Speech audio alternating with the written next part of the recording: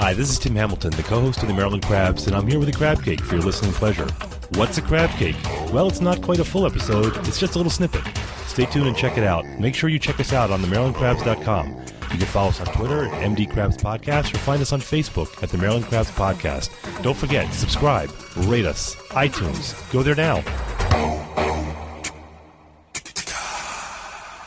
Okay, welcome to our crab cake without John, which are the best kind of crab cakes. You guys have not met John yet, have you? No. No. You know what? Because he's not a gardener and his lawn looks like hell. So I'm here with Karl Schrass and Anna Kramer. They are the proprietors of Annapolis Compost, yes? Yeah. So what do you guys do?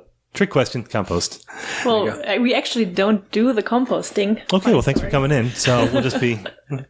We do residential food scrap collection. We also service small businesses and offices. And what we do is we come by once a week and pick up the food scraps and other compostables that our customers collected throughout the week. And we come in, empty out the bucket, clean out the bucket, put in a new compostable liner, and then take everything to the composting facility. So you're sort of like the recyclers, except you're not spilling the stuff all over my front lawn and street. Yep. So Yeah. you guys are actually good at what you do. And we're much quieter because we do downtown by bicycle. Yeah, so. and you don't judge with all the empty bottles of beer that are in the compost. No. and give No. ugly looks to them. Just judging unhealthy eating. So I'm looking at the picture. I'm looking at your website, which, by the way, is very good. Thank you. But you look it's very German, because all the Germans I know, and you're not German. I'm looking at Karl, but Anna's very German. She says a very, very pleasant German accent. My wife's German. She's not as quiet as you, but that's why I love her. So why is it that Europe and Germany in general, like if you think about Denmark and Norway, that they're just so much more environmentally conscious than we are here in the States? I think it's a size thing. So they're much smaller countries. Easier to keep clean. Yeah, easier to keep clean and less places where you can kind of hide your trash. So you don't have this big open spaces where you can just create more and more landfills. So I think they had to confront the issue of, overflowing landfills a lot sooner than we have. So as a result, we had to separate our trash, and I think about 5 different trash cans when we lived in Germany, and most of it got recycled. The food waste got composted, and then what was left over went to the landfill, which is usually the smallest of the 5 trash cans. Yes, my family, we go to Ireland quite a bit, and whenever we go there, that's the sort of thing is that we have to drive to the recycling center where they have all those different bins, and you have to sort through everything. Mm-hmm. Whereas here, I can't even get my family to take the toilet paper cardboard thingy and put it into the giant tank that holds everything. It's just, that's how lazy we've gotten. Yeah. But I am an avid composter. So I got the 2 compost bins. I got one right now that's got about 50 gallons of compost. It's been going for a couple of years. I keep leaves on the side. So I've read a book on composting by Mike McGrath. I don't know if you know Mike. I don't know Mike now. He's, I think he's a garden guru. He's on WMAL. He's a great guy. He does tomatoes, but he wrote a book. He gave me his book on composting. I actually sat and read it. And I read a book on soil. That's what my social life is. But I'm meticulous about it, and I drive my family crazy with it. But also I'm a hardcore gardener. So I grow a lot of our vegetables, tomatoes, peppers, jalapenos. Nice. We do cool weather, warm weather. So that compost is a really important part of it. So your piles are doing well? Yeah. So I wanted to do the 3-chambered one, which is the classic. My grandfather used to do that. So it was basically you put everything into one box, which is a 4x4, and then you dump into the second one and the third, and then it burns down. Because it's like, 10 to 1? Something like that? I think it's higher. I think it's like 30 to 1. Yeah. So if you have like 30 pounds of recyclables, it'll burn down eventually to 1 pound of compost. So it's a lot of nothing at the end. Yeah. So I use that all the time when I plant, and all times of year. So I have it on top. I have it percolating down, and I've read about it. I've ran into my neighbors. It's just too much work for them. That they said that they're not into it. They don't want the smell, and I try to explain it's not going to smell if you do it right. And they don't care. And so how did you guys get into this? So what you saw a need, and you kind of jumped in. Exactly. Yeah, we live in an apartment building downtown, and we do have a small backyard. But our landlord and probably our neighbors too wouldn't probably be happy if we had a compost pile. Which is the same reason I want to keep bees. And my wife said, absolutely not. It's like not too much of an awareness about composting in general, or what it is, and that it doesn't smell if you do it right. But yeah, so we wanted to keep sorting out our food scraps, but there was no way of doing it from the part of the city, for instance. There's no citywide composting program, and the next composting facility is half an hour away. So where is it? I know there was one. Upper Marlboro. Oh, okay. So that's also... So driving to drop off your compost just kind of negates the purpose of composting. Yeah. Except if we take along all our neighbors' food scraps too. So that's how we got started. But then you have to convince them to hold on to them. Yeah. I got one of them. My wife got that for me for Christmas. It was just pathetic. My siblings all howled and laughter when they saw that I got one of those bins that you keep the compost in your on your counter, and then you take it out. But I dump it once a day. It's everything. Yeah. Even napkins and everything. But so you started with just kind of hauling all your neighbors' stuff. Our neighbors were our first test audience when we decided to give it a go and give it a try and see how it would go, how we would set it up. We started in our apartment and then recruited some neighbors in our building actually to collect their scraps as well, just to see how everything would work out. So you would haul it out there. So now you don't have a facility yourself, right? Exactly. So you're the middlemen, people. Yeah, we middle work. I mean, similar to how the garbage company works. They don't necessarily own the landfill, so we provide the service, and we work with that composting facility that we just mentioned in Prince George's County, Upper Marlboro. So how much do you take out a week? Because you do residential, office, cafes. Yeah, right now. So we started in February. That's what it was our first pickup. Right. And our first load, I think, was about 150 pounds. Right now, our loads are just about 500 pounds. Each week? Each week. Wow. Yeah. So that would get down to, let's do the quick math, 31... It's not as much as 500 pounds. Of course. I can't do the math. Oh, your compost, yeah. But so you're taking out 500 pounds a week. So you're making your. How long does it take you every week to do all this? It takes us about 5 hours, 6 hours in the morning on Wednesday. Yeah. So you have regular jobs, and then you're going begging food scraps. Yep. Yeah. Get up at 4 in the morning and hop on the bike. I don't even get up at 4 in the morning to use the bathroom. Yeah. I'm like, I can hold it. It's not a problem. She's just staring. Going, no, we get up and we get on our bikes. Karl gets on the bike. I get on the bike, yeah. I take the car and I drive the further. Karl is downtown in Eastport and I go. We also do Arnold and Cape St. Clair. So I go out there. So you provide the bins for everybody? Yes, we provide a 5-gallon bucket as well as a kitchen can. Is that all grant money that you'd gotten, or is that money that that's out of your own pocket? Yeah, we bootstrapped it all. Wow, so are you going to make any money at this? Now I'm all worried about you guys. You don't have to be worried. we broke even. So okay, well, all right. Yeah. So since February, that's great. Yeah. I mean, we're still both working full time. So. Yeah, exactly. All right, so explain the process. Explain like soup to nuts. Let's say that you come knock on my door and you want to convince me to do this, to participate in the program. What's the cost? What's the do how does it work? Do I get the compost back? Yeah, so I mean, kind of the pitch is reducing your environmental footprint. So, we talked to you about why you'd want to compost in the first place. So, when you send food scraps to the landfill, they're obviously not going to any use. And I think that studies have shown, do you remember how much percentage of the landfill is? It's 20% of landfills is food scraps. Is it really? Mm-hmm. Yeah. And they just kind of sit there and rot and produce methane because they don't have the favorable conditions that they have. Right, because you need nitrogen and carbon. Yeah, so they just kind of sit there and produce greenhouse gases. Wow. All right. Yeah. So, that's obviously a big reason why you wouldn't want to send them to the landfill. All right, and so then, I'm feeling guilty. So you're feeling guilty. So then, okay, what can you do? So instead of sending them to the landfill, you can compost them. When you compost food scraps, with the proper mixture and the proper setting, you create really, really rich soil that puts nutrients back in the ground, for your garden, for your lawn. It's an all-around kind of silver bullet for our environmental woes. It captures more storm water. It reduces greenhouse gases by storing them in the soil. It hits all those points. So then you might be interested. So you would go to the website. All of our signups we take through our website. And your website is AnnapolisCompost.com. Right. Thank you. Marketing lesson. We're new at this. So then you go to the website. And Facebook too. I follow you guys on Facebook and sign up for their email. They got a great email that goes out once a week. Yeah. So we have a newsletter. We have our website, AnnapolisCompost.com. And we're also on Facebook and Instagram and Twitter. So all of the social media channels you can find us. So I follow you on that, and then throughout the week, I'm putting my scraps, and I'm putting my apple cores, I'm putting my lettuce, I'm putting. And you can put with us. You can put meat, bones. Oh, can you really? Yeah. See, I don't do that. So and in the backyard setting, you wouldn't want to because that would attract pests. But since we work with an industrial facility, they have really huge piles, and they do like roadkill too. I think like deer and stuff like that. They probably do. Yeah. They definitely can. Yeah. Yeah, they can. Yeah, and they have such high heat and just such large quantities, and they monitor them so intensely. They kill all the pathogens. They kill all the pathogens, exactly. All right, so you're showing up at the crack of dawn or I guess I'd put it out like I do. You put it out the night before. Right, so you're getting up at 4 a.m. on Wednesday. Mm-hmm. You're pedaling. I'm pedaling. And you're sensible, so you're driving. Yeah. Yeah. And so you're collecting all these things, and so Then, what do you have? A pickup? Do you have a truck? You have a van transport. All right, so 500 pounds. I'm trying to think about how much that would be. That'd probably be... So it's about... a couple large coolers, right? Yeah, it's about 200 gallons, just over 200 gallons probably of food scraps, because we have about 40 customers right now. And most people have a 5-gallon bucket. You can get up to 2 5-gallon buckets. And yeah, so that we throw that on the back of my bike or in the back of the truck and haul it down there. So how much is it? So it's a subscription? It's a subscription. So how much is that? When you sign up on the website, we do have a 2-week free trial. So for people who might be concerned about smells or work or anything, they can just try it out for 2 weeks to see if they like it, if it's for them.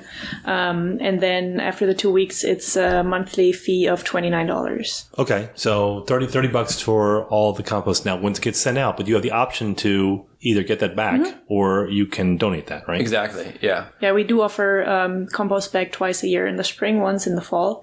And people who don't have a use for it because they don't have a garden can instead donate it. And we will take it to a local community garden. Yeah, we were just at Annapolis last night talking to them. Oh, they do great stuff. And they do great stuff, and compost is one of their biggest expenses. So we're looking to donate with them in the fall. Yeah, Growing Apple is fantastic. They used to have that. Was that them that they had the community garden that was down by the old rec center on St. Mary's Street? I think it was. Yeah, we've only been in Annapolis 2 years, so it was just at the. It was around that time. Arrived. Yeah, they do. But that's a great thing. And I think for a while there, they had a garden, not a community garden, but at least a vegetable and herb garden over at the governor's mansion. I don't know if that's still going on, but compost it was really interesting when I learned about compost too. This is where I think the gardeners are still tuning in. Everyone else is like, this is the boring part. But it was that it's not a fertilizer per se, but it basically breaks down fertilizers because it's full of the microorganisms that break it down. So if you're putting it into the soil, that it aerates the soil. It also holds on to the water like kind of a sponge. It acts as a mulch, and then it breaks down any of the fertilizers. So that's a great option. I mean, so you guys live in an apartment though. Yeah. So you don't do any gardening. Well, we do have a little container garden on the sidewalk out front. I don't know. You guys kind of look like you need a garden. Yeah, well, we're working on it. Actually, we're the hippies in Ward 1, so we have like a container garden out front. Oh, you're the ones. Yeah, we're the ones. Yeah, you guys might want to move over to Ward 8 and get more into that sort of hippie-ish. You guys that's where you can have chickens and. I did build 3 raised beds with one of my neighbors in the backyard yesterday. So what were you doing over in Germany? Well, Anna's from Germany. Well, yeah. So you were growing up over there. Yeah. So that's what you were doing. Yeah. So we met on a study abroad back in 2010 now, when I was over there just learning German. You speak German? I do speak German. Yeah. And then when she was in the U.S. for a year, I went back with her. I studied for my master's over there. And then ended up working for a while. I was actually working at the UN, working on climate change policy. Whoa. So make me feel stupid. I do advertising. and then we were there for about 5 years together. Then I was itching to come home and had a really great opportunity come up and took it. And we landed in Annapolis. So you've been here 2 years. It's ridiculously hot. Are you used to this now? I'm not used to this. This is crazy, right? I was talking to Karl. He said always that he doesn't like summer. And I was like, what's not to like about summer? It's so nice and warm. You have these beautiful days. Welcome to Maryland, my friend. It's disgusting. It's disgusting. Yeah. I love it. I can't take winter. I have to shower 3 times a day. I'm a big shower too. But the cost it takes to heat that shower, you got to do the more composting. That's I shower cold, so. Jesus. It's that German. Yeah. She can't let herself enjoy it. I know. Yeah, my wife's the same way. I just pictured that. Just going, no, the heat, that's a luxury. Well, Karl came in here. It's literally, 95 out right now? 96? Carter said 97. The heat index is like 110. And I offered them beers when they came in. You guys want a beer? And Karl's like, no, I'm going to go running later. I'm like, of course you are. Much later. Why wouldn't you? Yeah. So where do you want to take this? I mean, you said you have 40 subscribers right now, and you've been in business since February, so 5 months. So where do you want to go with it next? I mean, keep going on the path we're going, more or less. So it's been good. We've had a really good response from the community. Early on, Annapolis Green was a huge, Elvia and Lynn there were a huge help to us, and they helped us get our first cadre of customers. And since then we've been growing pretty steadily. We're really looking to expand next, I think, into the office market and kind of do offices, people that produce a little bit larger amounts of waste, maybe some more coffee shops and cafes around the area as well. Oh, the number of coffee grounds and everything. Again, I guess restaurants have got to be huge. The number, I mean, too huge. That's massive. If you think about the food that I don't say wasted. I mean, even like the crab houses, there's a couple companies that specialize in crab. There was a company that went under about 8-10 years ago. It was called Chesapeake Blue, and it was a company over on the Eastern Shore, and they specialized in crab compost. And it was great compost. It was fantastic, but I think they couldn't get the licensing, or there was a problem with it. So they went under, and now there's a lobster compost out of Maine. Yeah. And they do, strictly lobster shell and everything. And it's wildly expensive as lobster compost would be. But I'm just thinking about in terms of the restaurants. I mean, that's got to be massive amounts of waste. Yeah. So we started at the kind of the other end. So the household producers, composting is available for restaurants in Annapolis at a limited scale through Veterans Compost. So I know they pick up from Galway Bay, they pick up from Harry Brown's, and I think they might do a couple other restaurants around the area. And they own their own farm and composting facilities. Okay. And last time I talked with them, they were kind of at capacity. But I know they're also looking to open one of their own facilities here in the county. Is that something you'd like to do along the way, is open your own facility? And Anna just shot him a look. No, don't. Maybe. I mean... Right now, it's only been 4 or 5 months, so we're still. Well, dream big. Yeah, I mean, there's grants, there's all those things. Yeah, there's all kinds of stuff. I mean, I think it would be. I mean, anything that we can do to, I think, keep growing, and if it gets to the point where having our own facility would be one way to do that, I think we'd be open to that. I think we're also interested in working with farmers.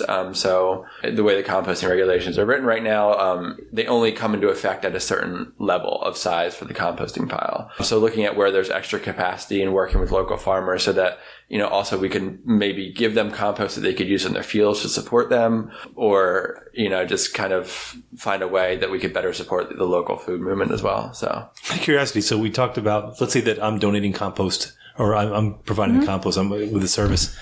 So every Wednesday you're coming and picking up. How do you determine how much compost I get back? Everyone gets the same amount. All right. No, that's fair. Yeah. Yep. Very democratic, I guess. Yeah. And I mean, at the household level, the scale isn't too great. And, if someone really needs more compost. Yeah, we're flexible. We're flexible. I'll see when Jonesy going, oh my God, we are so low on compost right now. Put that on the list, sweetie. Yeah, exactly. Yeah. Someone's going to email us requesting a ton of compost, but yeah. That's what I do. I mean, I do 50-50. So I do raised beds, almost exclusively for that reason. And I'll do 50 topsoil, 50 compost for that reason. And then I add throughout the year because it still continues to burn down. I think the rule, people are always afraid that it's going to smell, that it's going to be gross, you get the flies. And we're talking about two different things. Like in the house, I have the bin with the filter on it. So I take it out once a day. So it's not a problem. And then the compost, as long as you do it correctly, there's really no odor. You shouldn't smell. If you smell, you're doing something wrong. Yeah. So the caddy we provide is actually, it doesn't have a filter, but it's ventilated on all sides. So that means all the moisture in the food waste can evaporate, which is what causes ultimately the smell. So even if it sits there for 3 days with food scraps in it, it's not going to smell. And then the bucket that we have does have a screw-on lid, which is smell safe also. Safe. Yeah. It's an airtight lid. So people keep it inside, and we keep it inside our apartment kitchen. A lot of our customers keep it outside their back door or something like that. Either way, if it's inside, it's not going to smell. If it's outside, you're not going to attract bugs or pests or anything. I got to tell you, it isn't until you start doing this, it is amazing how much you don't realize how much you waste. Oh, yes. So we're a family of 4, and my kids they plow through fruit, when it comes to it. But I have the gallon container. I think it's a gallon. It's a metal container. I got it online. It was like 30, or I got it, my wife got it. And it's a caddy that I keep right next to the sink. So if I'm peeling potatoes or the kids eat bananas or whatever, it all goes in there. I don't do meats, obviously, or anything like that. But I empty that once a day, easy. And then if we, last night we had corn, so we had a huge bag full of the corn husks, watermelon, pumpkins. But I mean, when you start collecting compost, it is staggering how much you waste and how much you have. We hear that from our customers a lot. We're amazed how much of our garbage is. Well, do you know so we were in Ireland about 10 years ago, and so we were told that we had to we had to collect. We had to recycle. So it's bottles and everything. And so they said everything. They said, so it's a toilet paper roll. And so we recycle everything here. So we said, fine. So we were there for a week, a family of 4. And at the end of the week, when we put out our trash, it was one small bag of trash for 4 of us.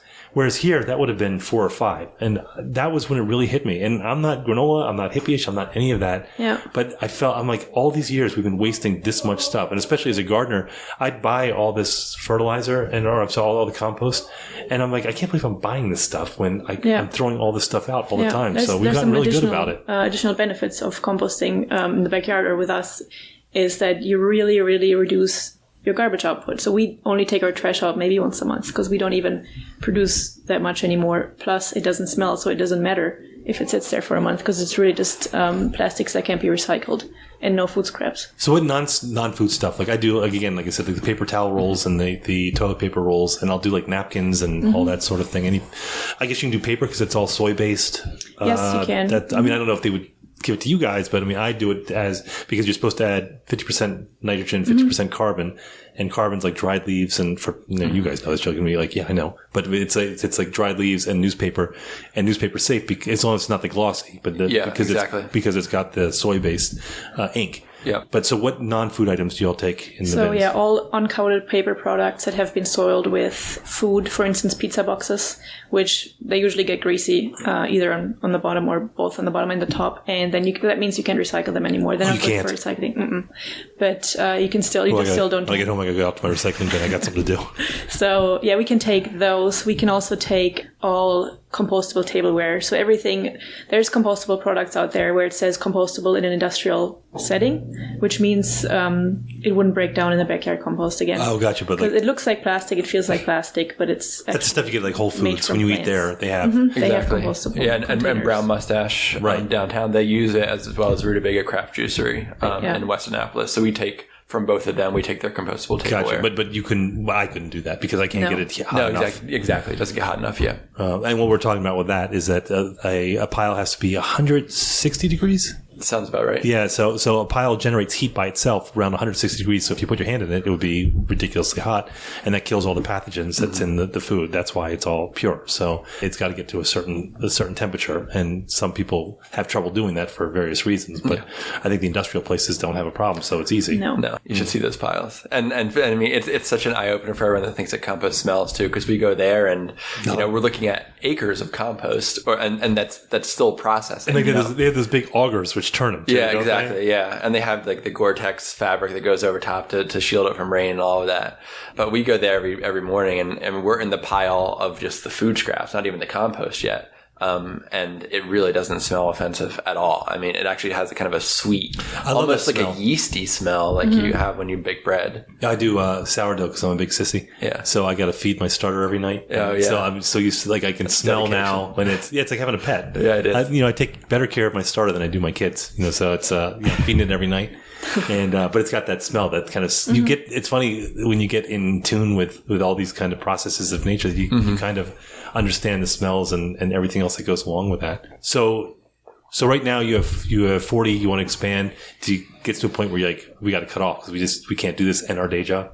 Yeah, so right now, with the current arrangement with the facility, we do have a limit. It's probably about 100 to 150, somewhere in there. But I mean, for us, that would be getting to 100, 150 would be a huge success. And you're already up to 40 after just 4 months. Yeah, so I mean, we're happy to keep growing. Spaces are limited, people.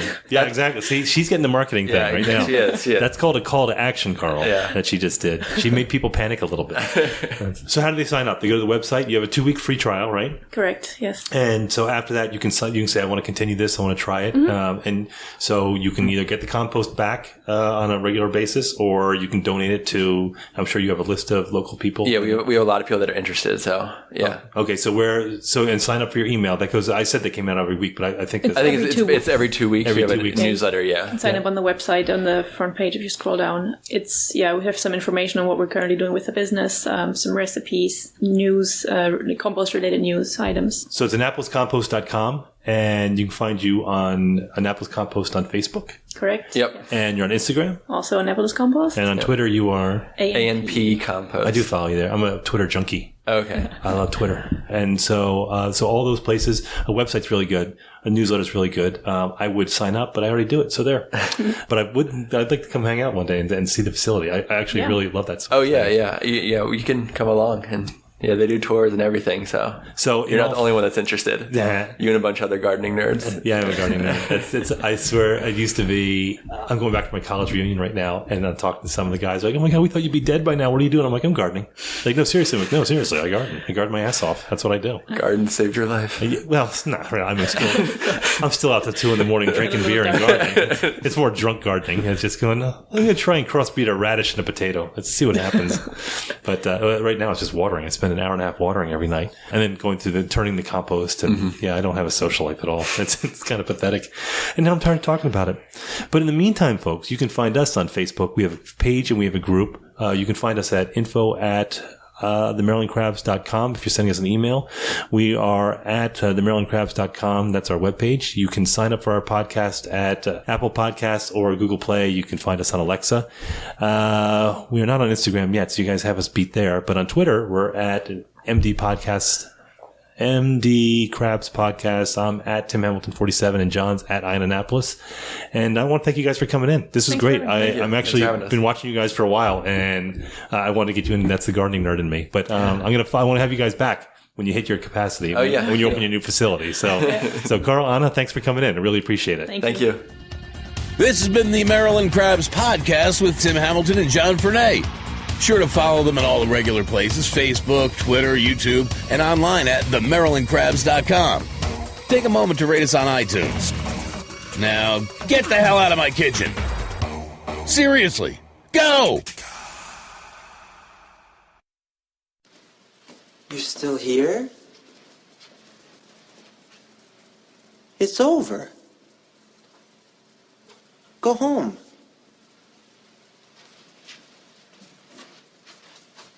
Go.